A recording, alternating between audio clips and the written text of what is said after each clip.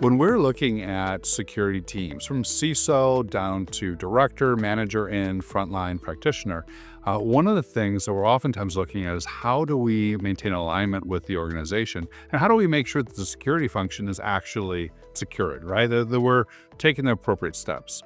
There's three main practices I see that stand out for strong teams, and they are, of course, in response to the three mistakes we see so often.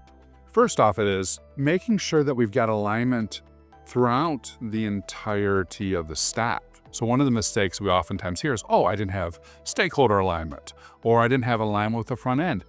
We need to remember that it's almost, I use a zipper metaphor. If we're going to zip up the problem, we need to have the relationships between IC and IC, between manager and manager, between director and director, and of course, at the executive level. And those relationships have to be strong, and they have to be aligned for any change that's decided on the top end to go all the way down. Secondly, when we think about relationships, another common mistake we've had is, I have a relationship with them. I talked to them in January, and now it's October, right? So how good is your relationship if you're not keeping it fresh, if you're not keeping it real, and you're not having regular touch points? So if you think you have a strong relationship, but you haven't talked to them in 3 months, and by that I mean, again, all levels of that stack, it's time to have another touch point. And the last thing I would say is, we talk so much about cyber influencing the organization, right? We want to do security awareness. We want to drive action.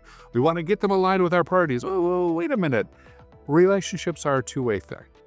And when we're having those conversations, when we're doing that buy-in and we're learning what's going on, we need to be open to changing our plans, open to changing our perspectives, and open to changing our tactics.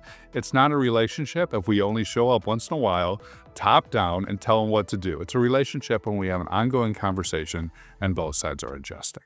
I think if we take those ideas to heart and put them in place in a program, you can really maintain alignment over the longer term.